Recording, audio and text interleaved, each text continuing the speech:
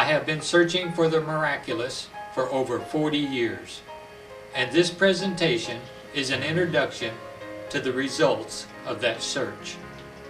The ideas presented here are not my ideas, for if they were my ideas, they would be like all other ideas from an ordinary mind. These ideas come from a higher mind. I have taken what I have found and assimilated it into a system of thinking. I call this system Metanoia. Metanoia is a Greek word meaning above or beyond mind, or thinking in a new way.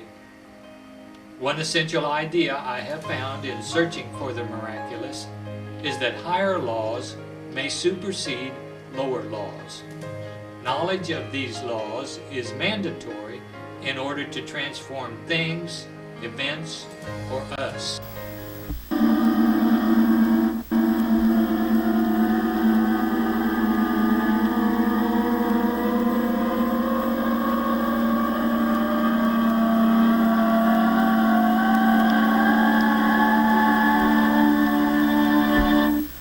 Metanoia is thinking in a new way.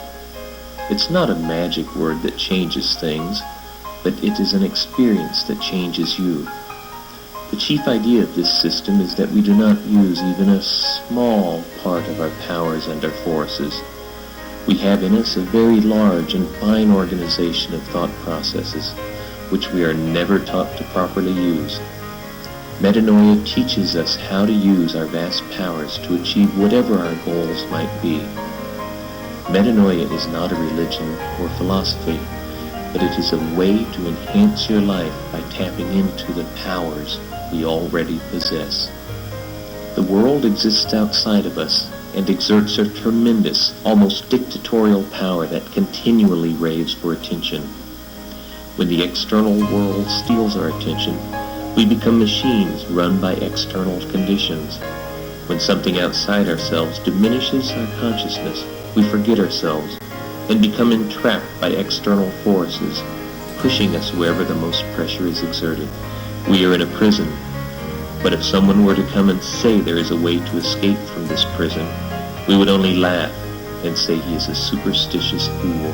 We would say he is telling lies and fairy tales, and we would continue to live and think as we always have, defending our position that we are not in a prison and have always been free. We would proclaim that we make all our decisions and are perfectly happy.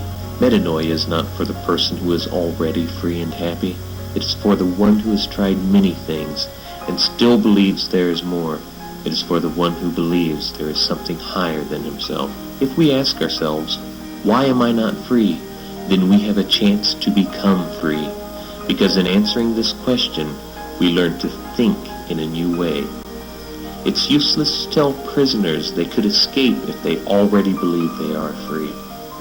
And it's useless to tell people they can increase consciousness if they believe they already have it. The prison of external conditions steals our minds away, making us believe the illusion that the world of the senses is the only reality. Therefore, it is imperative to increasing our consciousness that we do not lose our self-awareness, but remember ourselves in every event. To increase consciousness, we direct our attention and know that we are directing it. Usually, external events steal our attention. For example, when a siren sounds, we automatically look around, giving attention without thinking. And when the telephone rings, we always answer it. Try directing your attention elsewhere when events like these happen, and you will soon realize how mechanical you are. When we respond to external events mechanically, we're taking in one impression. But when we remember ourselves, we take in two impressions. If we look at a tree, we see only a tree.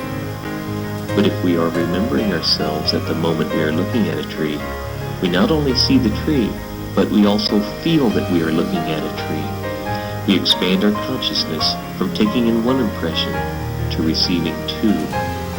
Although this is a very elementary description, it is through self-remembering that life begins to look and feel different, and you begin to act in a new way.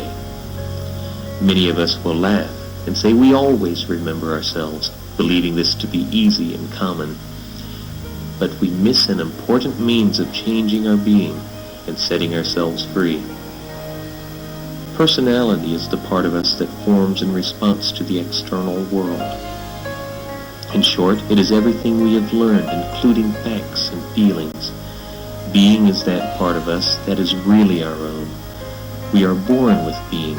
At a very early age, our being stops developing in lieu of developing the personality. The personality is concerned with external life, and being is concerned with the internal life. It is rarely acknowledged that we live in two worlds simultaneously, the external and the internal.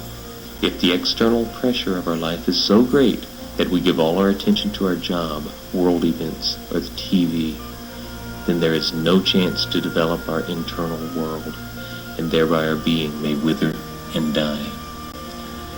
Metanoia is concerned with developing our undeveloped side, our being. To develop being, we must make certain connections to meaning, and ultimately find meaning within ourselves. Connections are not easily made when looking for meaning. We must understand that the connections are understanding. One may know many facts and not understand how to use them. Therefore, knowledge is useless without understanding. One may possess and be able to identify every part in an automobile, but if he cannot put the parts together and connect them in the right way to the meaning of the existence of the parts, then his knowledge is useless. But to one who understands how the parts go together, knowledge becomes a tool. Metanoia is a tool for finding the meaning within ourselves. We take ourselves as being in complete unity within our body, and it is difficult to understand the discord within us. We feel good, then we feel bad. We are pleasant, then we are angry. We want to do one thing, but we do the opposite. We feel one way, think in another, and do something unrelated to how we think and feel. Metanoia begins to bring about cooperation between our feeling, thinking, and doing. If we develop to the place where these three aspects of our being cooperate, then when we want to do something, we may speak the word, and it will be so. The practical side of the teachings found in Metanoia are concerned with a new way of living, a way of inner development, to be followed under the ordinary conditions of life.